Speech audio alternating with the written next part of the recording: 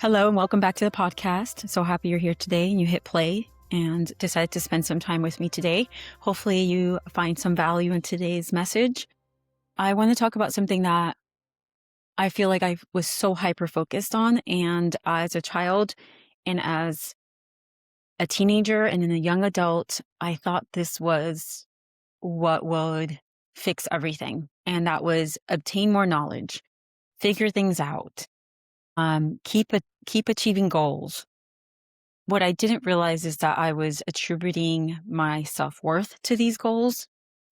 And I felt like the more I accomplished, the more accomplished person I would become, the more whole person I would become. And with that wholeness, I would have peace. And so I went on a quest to continue to constantly grow. And that meant progress for me. Forward motion. It meant more clarity. It meant more certainty, more proof that I was doing life the right way. But lately I've been sitting with a different question. What if growth isn't measured by what expands us, but by what no longer disturbs us? What if peace, not productivity, not achievement, not validation, is the clearest metric we have for real inner growth? Today, I want to explore that idea through psychology, through faith, through the teachings of Jim Fortin, and to the teachings of Christ. I'll leave also some space for my own lived experience because this is really close and near and dear to my heart. And in this podcast, I like to bring up conversations about things that I'm still working through, that I'm still living in, that I've experienced, hoping that maybe some of you guys listening are also going through the same thing, are having these questions, or I might bring up a subject or a point of view that maybe you haven't thought about. And that's what I love about podcasts personally, when someone brings an idea, a thought, a concept that just makes me open up my eyes to a different reality, to a different perspective that I have not yet um, adopted. And so maybe this will help you see growth differently. And this journey with growth has been really interesting for me, and it's been evolving, and I'm happy where it's going, but I'm still in the middle of this evolving. So come along with me with this conversation and let's discuss this. Let's discuss these questions that I've been having as well. Jim Fortin teaches something that at first it sounds almost too simple. He says that everything we want in life, either money, love, success, recognition, is not actually about the thing. And I've heard this phrase in other ways as well. And hearing him discuss this a little bit deeper was very enlightening. What he says those things are truly about, it's what it will give us. It's about the state we believe the thing will give us. And that state oftentimes is we want a higher level of peace. We want peace of mind. We want inner quiet. We want relief from striving.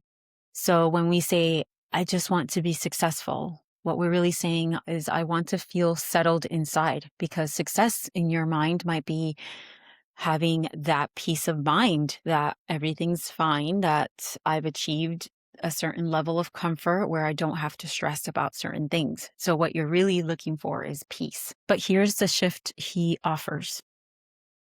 If peace is the goal, then peace also becomes the measurement. This is where we start to measure everything that we do. Is this increasing my peace? It's not, did I get what I wanted, but did I stay anchored while wanting it? It's not, did this work out?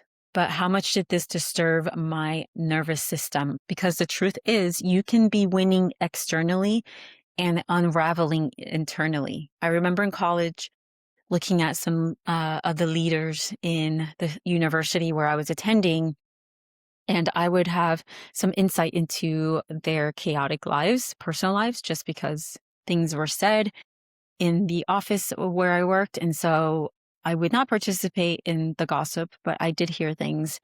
And I remember thinking, boy, they look like they have everything figured out. They're on their top of the level of their career. And that's when I realized it doesn't matter that somebody's succeeding externally. because it could be unraveling internally. And that was one of the first lessons of success doesn't necessarily equal peace in your life. So many people give up that peace for something that they think is what will drive that peace, and they realize it's not in alignment.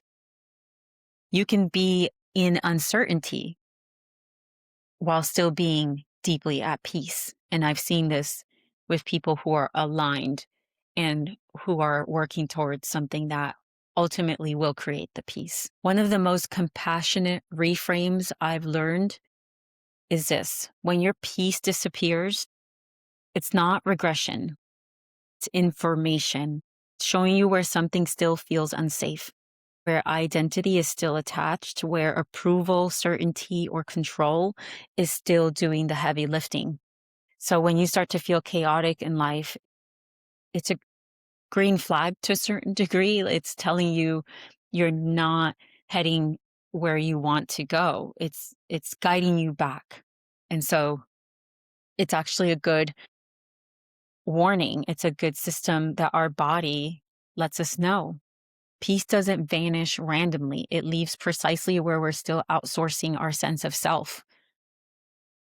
And I feel like, to a certain degree, God was redirecting my path with this writing, with my podcast, not because it's not where He wanted me to be, but He needed me to do some more work. And He wanted me to recognize some things that I was still holding on to. And that was very humbling, to feel that uncertainty and to feel like I am doing the thing, but I was still holding on to things that I was still holding on to things that would not bring me long-term peace. And He knew that. So that was a beautiful thing that He awakened me to, and that I'm still in the process of really surrendering to, and understanding that it's okay that I don't see things clearly at the moment, but I will as I align myself to what is truly for me. What I love about the teachings of Christ is how radically internal they are. Jesus Christ never promises peace by fixing the world. He says, "Peace I leave with you, my peace I give to you, not as the world gives," which tells us something important. The world's peace is conditional. We're seeing the news right now. Just turn it on. You know what's going on right now. It's not very peaceful out there. It's circumstantial. It depends on outcomes behaving. Christ's peace is positional. It comes from trust, from identity, from knowing who you are, even when the storm is loud. Boy, did I realize how much I had faith, but I did not have trust. And that was that caused pain in my soul, that I realized I was still lacking a lot of trust, and I was still holding on to control. I thought I did a lot of work to let go and to trust and to live with the flow of life. But there's more to do, and that work seems a little daunting right now, to be completely honest. There's that moment where the disciples are panicking in the boat and Jesus is sleeping. The storm didn't disappear, but fear did not run Him. He was chill.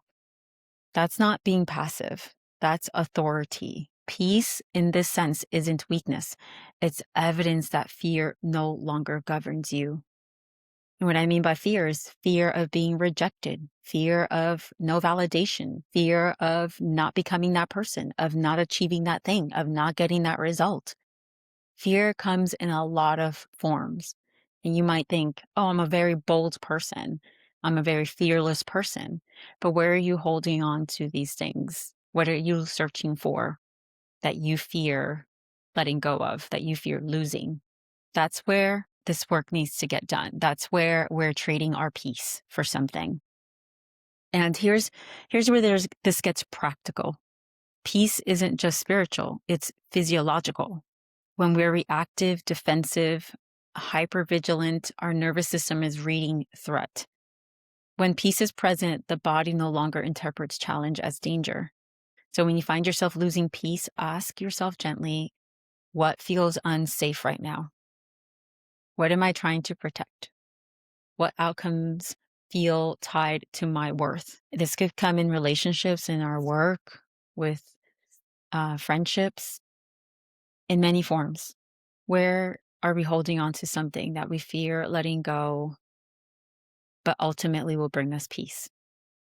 Because peace doesn't mean you don't care. It means your identity is no longer on the line. When I realized I needed to surrender, there was a time in my life where I would tell people I have no idea where my direction is. I just need to let go of things. And I realized that what I was doing and what I had to tell people that I was accomplishing at the moment was not very impressive. They knew me as a trainer, they knew me as an online coach, they knew me as a competitor. They had all these labels of what I was doing and achieving. And when I could say, well, right now I'm just at home, I'm being a mom. And I said it proudly, but I knew they were expecting to hear something, that I was achieving something. And for me to have a year where I felt like I wasn't working towards goals was it was very humbling. And it was a very liminal experience. I was in this in-between state that wasn't comfortable for me. And it's surprising to say I am kind of in that space again, and I'm wondering why, but my previous experience taught me not to fear this state, that it's okay to be in this in between at the moment and recognize that that's a transition to something better. Most peace leaks happen in familiar places. This is when we get challenged, when we are misunderstood, our peace leaves us, right? Because we want to be understood by people. We don't like that feeling. When we're not chosen, when the timing does not match the effort, why am I not achieving this? Why am I not getting this? Look at others. When comparison creeps in quietly and it brings you into a downward spiral as opposed to inspiring you to recognize that you too can achieve that.